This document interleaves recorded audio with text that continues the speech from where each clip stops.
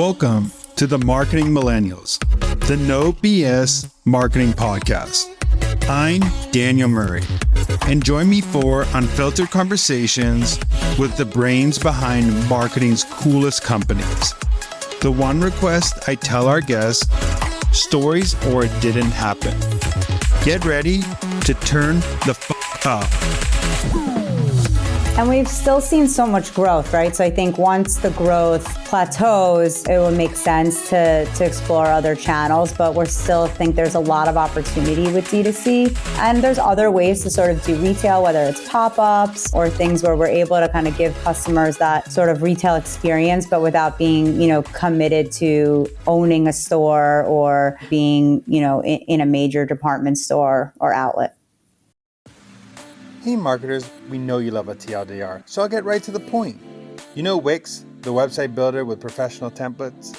Well, meet Wix Studio, made for freelancers and agencies with multiple clients. It has everything you need to efficiently build and operate campaigns across multiple channels.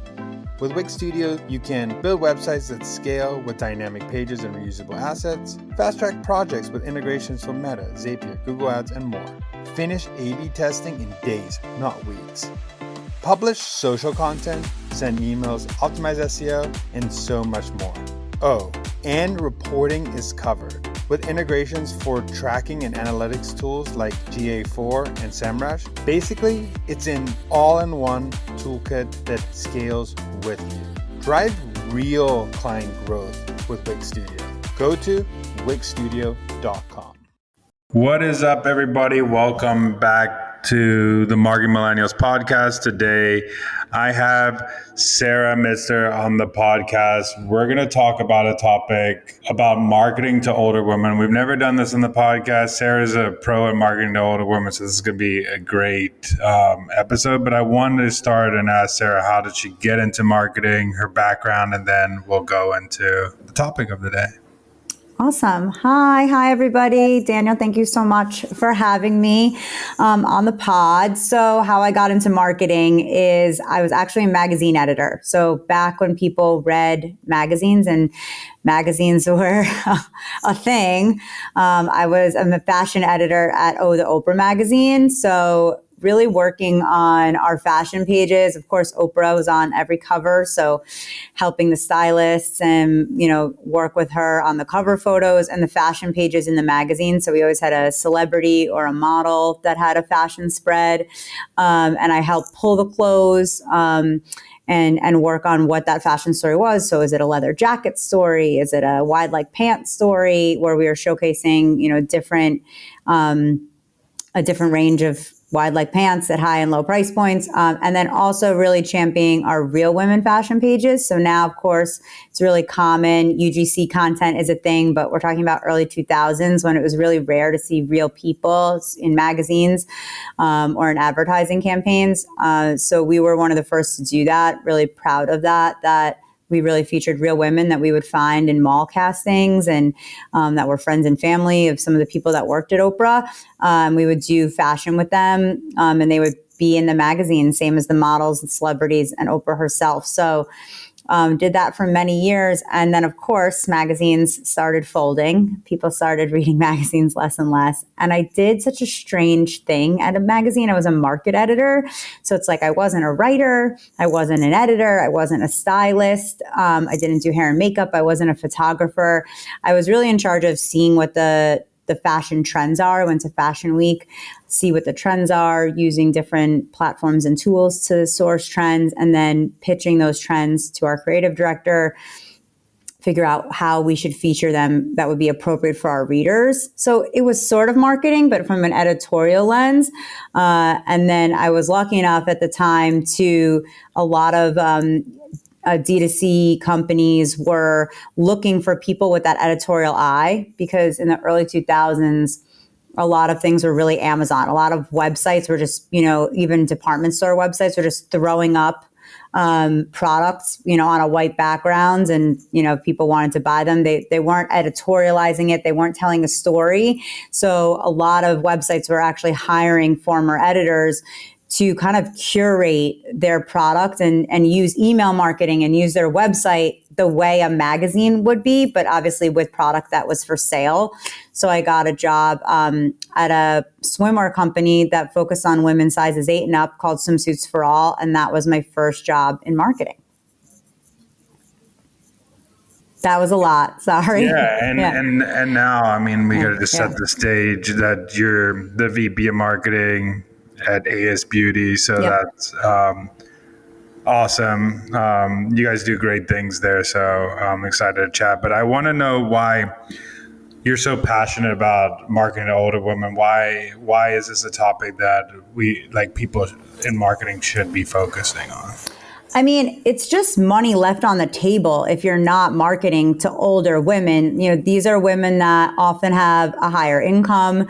They have more income to spend, disposable income. They are also more brands loyal than your younger customers. You know, Gen Z notoriously, they'll try a beauty product, then they'll try a different product, not because they necessarily didn't like the product they tried previously, but just because they're, you know, have the time in their life to kind of hunt and peck and explore and try. And that's the phase of life they're in. So it totally makes sense that, you know, they'll use a shampoo and then they'll use, their friend or Instagram or TikTok will tell them about a different shampoo, or they'll be in Sephora and they'll want to try a different shampoo, and then they'll try that one, and then they'll try another one.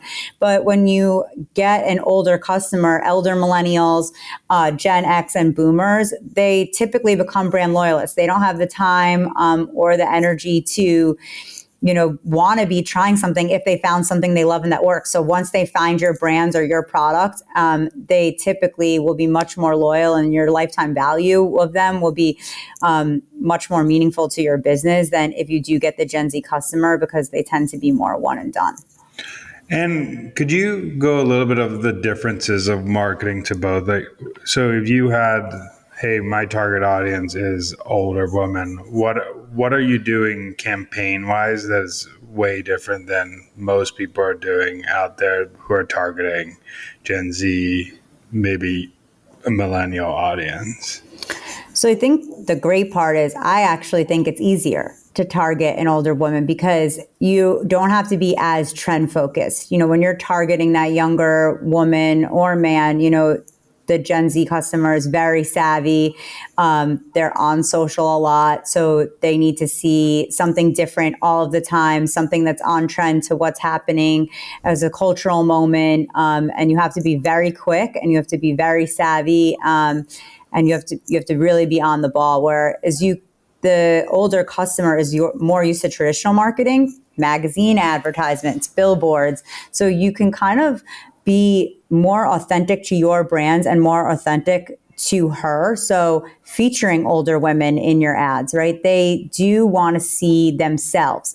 I think in the past, everything was featuring a younger woman, whether you were marketing an anti-aging product to a 70-year-old woman, or you were marketing a cream to a 20-year-old woman, you're using, you know, potentially even a teenager to market these products. All women were being targeted the same, with youth and beauty as being put on a pedestal to feature these products and to market to them.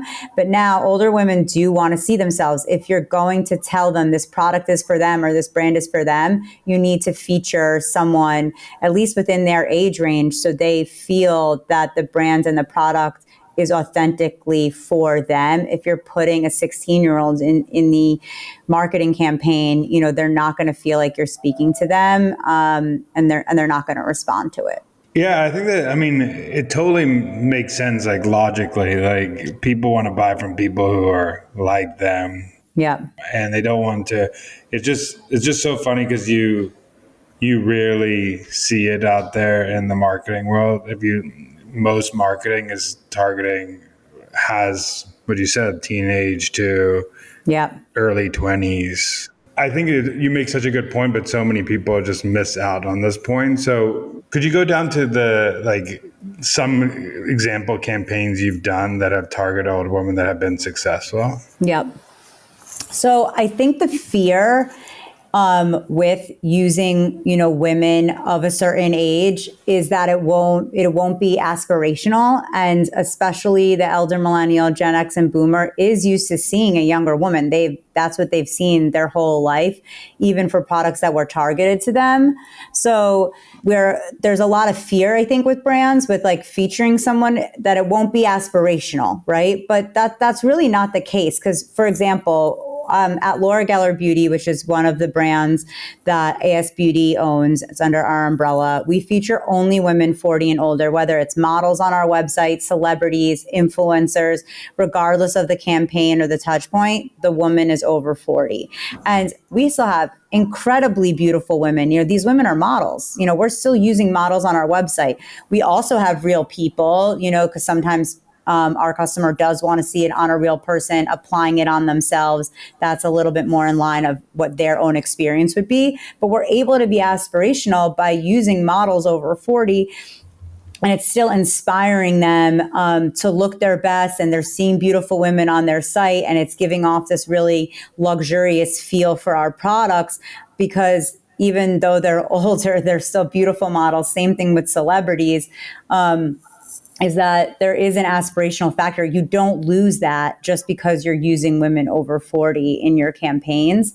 So, that we're really doing that day in and day out. I have, hundreds of examples, because we only do that. And it was such a strong strategic pivot for us as a marketing team and as a company when we chose to do that. And it worked so much better, because it gave our customers and our potential customers an emotional connection, something to latch onto about our brands, that not only is this brand for me because they're telling me it's for me, but I'm seeing both myself in the UGC content, but also in aspirational content with models and celebrities. So our first one we did was with Paulina Porzakova. She's this famous supermodel. She was one of the first models to ever get a 7-figure modeling contract with a brand back in the day. She's still very beautiful, notoriously has never used Botox or filler, and was really just aged naturally. And she's unbelievably gorgeous. And we featured her in a campaign titled "Let's Get Old Together," where we featured her being admired by younger women. So she's in a bikini at the pool, and these younger women are staring at her like, who is that confident, beautiful woman? Same thing, she was in a restaurant bathroom kind of putting on her makeup, and there's young women, also in the bathroom putting on their makeup, and, they're just like, who is this goddess? And really flipping the script, that it's not always older women wishing they were younger, admiring younger women, trying to reverse the aging process. But younger women admire these beautiful older women too. And I think society and culture has come so far that, people are really owning their age more and more. And loving the place that they're in now. And it's not to say, like, if you want to get Botox and filler or surgeries and that's what's going to make you feel best, do that. We're not against that as a business at all. We're for whatever is right for you. As long as you're loving yourself and owning your age, and just really, proud of the place that you're in, and whatever you want or need to do to make yourself look and feel the most beautiful, we encourage that. Just even listening to that campaign, you can feel the emotion in it. Just because, like, it actually gave me chills to, like, think about, like, the way it was set up, and people are just staring at this beautiful woman that's an older woman in different scenarios. I think also, I like how the word choices. I think the word choices are so right, how you phrase things. Like, even looking at Laura Geller's site, like, makeup for mature skin, it's not like saying older woman, but it's like, it's targeting older women. That headline is telling you it's for older women. But I think it's just, sometimes people don't get it. Like, marketing is just using those is a lot of word choices that that the word between mature and older skin is two different things that are could turn off a buyer or have a buyer come to you. So exactly. And I think, some people don't mind the word old. Some people, over time it's gotten a negative connotation. People define it as, not relevant or even ugly in some cases. And of course, that's not the case, but mature tends to be the word that's like a little bit more embracing your beauty. Maturity comes with wisdom and all these positive aspects of aging. So that's why we really focus on that word more. But there's so many different terms, and, you got to use whichever one's right for you. But it's just about owning your age, I think, in general. We did another campaign with Leanne Morgan, the comedian, most recently, where we made it a really humorous ad. And she has all these older women who are, acting younger or trying to stay relevant by doing these things they don't really want to be doing, but think they should be filming themselves at the gym, the way, younger generation tends to like to film and post their workout routines. And Leanne Morgan is, playing this character where she's an age empowerment coach, and she's, pulling the camera away from this older woman. You can just focus on your workout. You don't need to film it if you don't want to, and some other really funny things like the terms that younger generations using, like that fit drip and slay. And the older women are kind of complimenting each other in a dressing room that way. And Leanne's like, you can just tell her that she looks nice. You don't have to try to use these terms if you don't want to, right? So, just really giving women permission to act their age and how that's a good thing. So we just really try to be authentic and also approach it with humor. I think aging, of course, is a wonderful thing. The alternative to not aging is what, right? Is death, really, right? So you want to age. That means you're alive. That means you're continuing to live.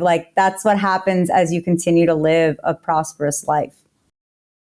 What's up, marketers? Time for a Wix Studio recap. Here are 5 things you can get done faster using Wix Studio. 1. Scale content with dynamic pages and reusable assets. 2. Integrate with Meta, Zapier, Google Ads, and more. 3. Launch and measure A/B tests with intuitive design tools. 4. Connect to analytics tools like GA4 and SEMrush. And 5. Manage your client's social media all from one dashboard. Ready for more? Go to wixstudio.com. That's wixstudio.com. So I want to go a little bit into the channel mix difference. So what are your primary channels that you focus on when you're marketing to this audience? What are most of your spend going to when you're thinking about targeting? It's going to Meta. I mean, Facebook is still king when it comes to where our customer is, especially our older customer is on Facebook. She's on Instagram also. So really the majority of our marketing dollars is going to Meta. We're mostly a D2C company. We have an Amazon storefront that does a lot of business, as well as some smaller boutique retailers. But our Laura Geller brand specifically isn't at a mass retailer currently. So we're really relying on our D2C experience to educate the customer. Makeup's a tough item to buy online, right? It's especially for an older woman who's used to this department store experience. Her whole life has really gone to a store to try on different shades, try the lipstick on before buying it, or even have the help of a sales professional, suggesting what products would be best for her, trying them in the store, and then buying exactly what was put on her face. So to get her to buy online to begin with is a challenge. So we really rely on our marketing and our content to convince her that it's okay to buy online, give her a lot of education, give her a lot of imagery, a lot of videos, so she really feels like she understands what the makeup will do, what will look like on her face, and feels comfortable buying it online. We really are prospecting our customers on Meta. That's where a majority of our dollars are going. We also have television. Our customer watches television still, regular cable or network television.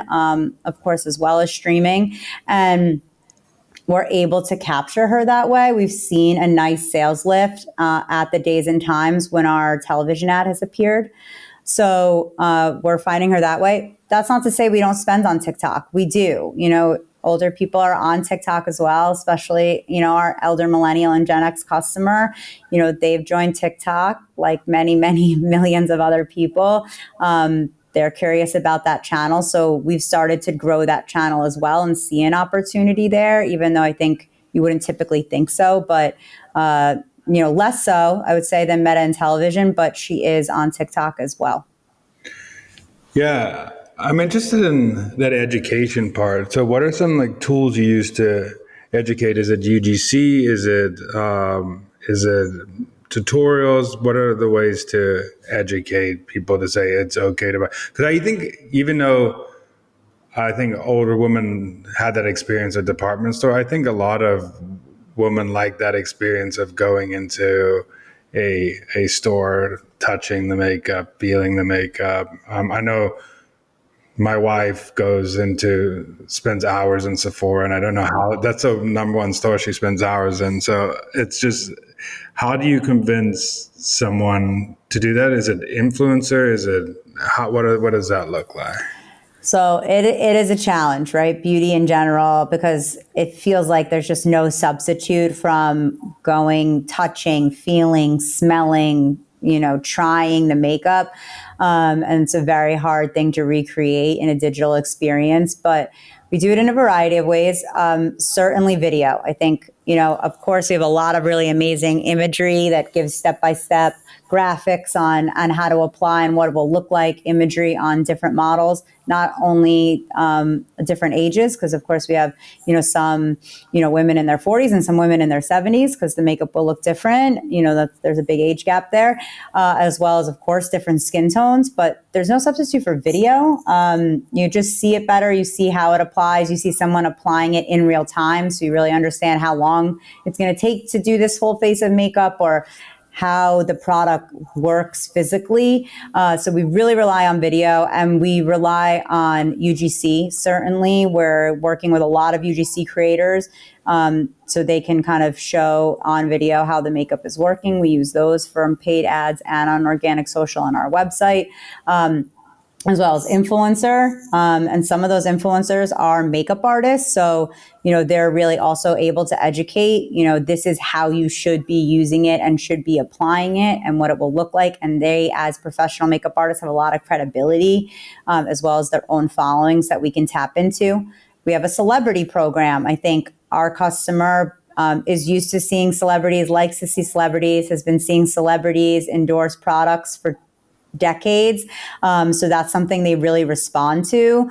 So we really tap into celebrities, I think, more than your average brand of our size. Of course, the Estee Lauders and the Lancomes of the world, CoverGirl's, been using celebrities for many years, but not a lot of the smaller brands are, but we are, because it is something our customer responds to.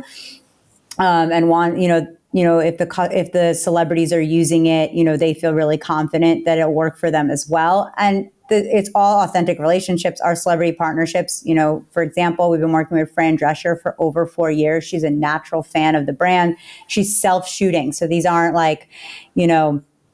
high profile photo shoots and television commercials. Our celebrity program is all self-shot. So it's them in their own houses applying their own makeup. So, on a day when they're not, on set or using a professional makeup artist, because that wouldn't be something that our customer would relate to. Most people don't have professional makeup artists doing their makeup before their day starts. And last but not least, we have our founder, Laura Geller. She's a professional makeup artist. She did celebrities, weddings, and worked on Broadway for many years. And she is a professional makeup artist. She tries all the products herself. She's 66 years old. So if it works on her skin, it's going to work on yours. And she has this incredible emotional connection with our customer. And we really tap into using her on our socials and in all of our marketing campaigns, because she's a personality that our customer really responds to. So if you have a founder,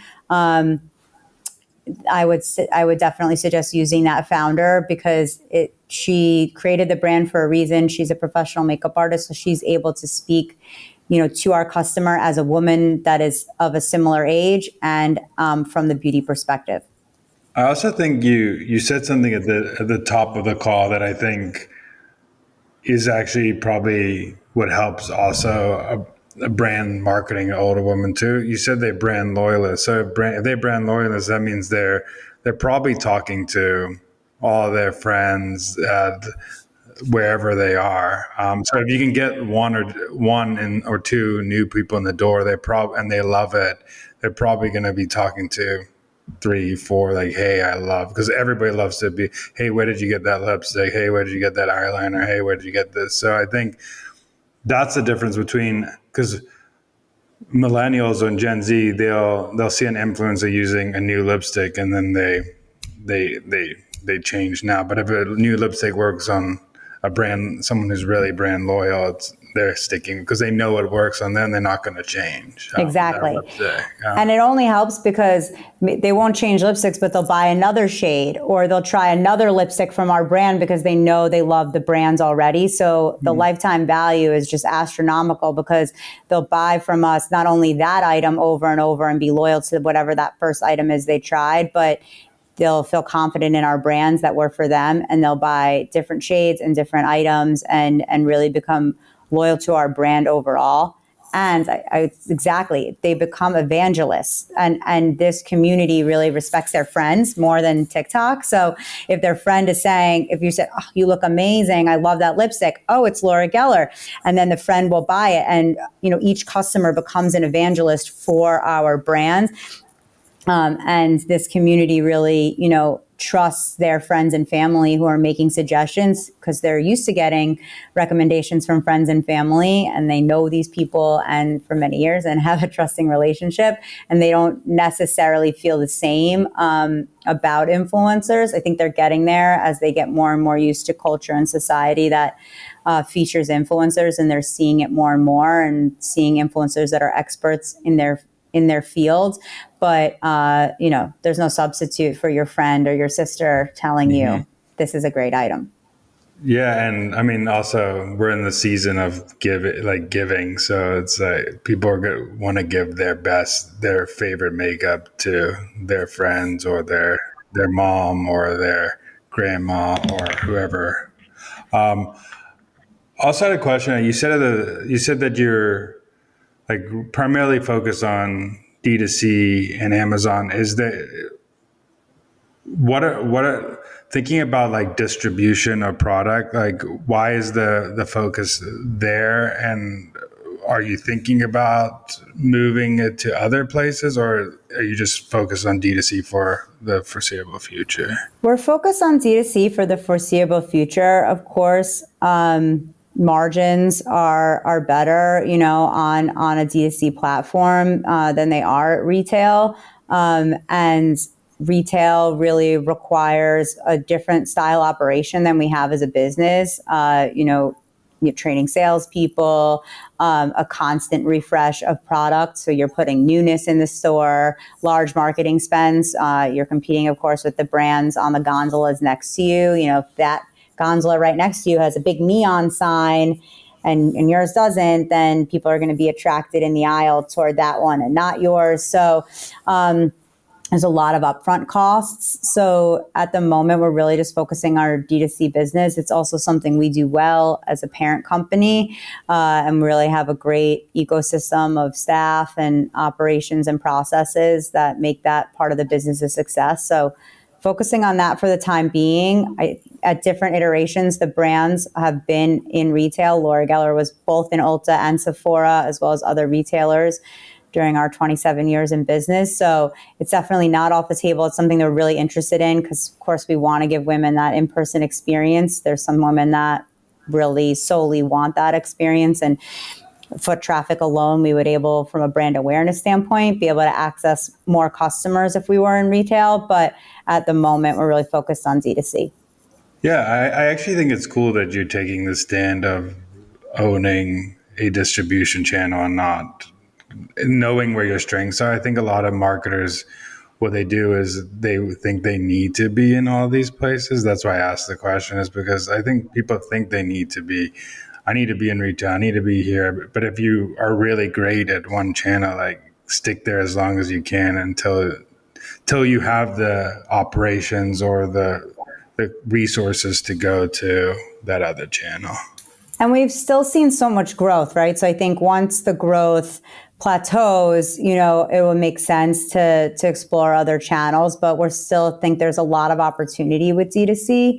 And there's other ways to sort of do retail, whether it's pop-ups or things where we're able to kind of give customers that sort of retail experience, but without being, you know, committed to, you know, owning a store or being, you know, in a major department store or outlet.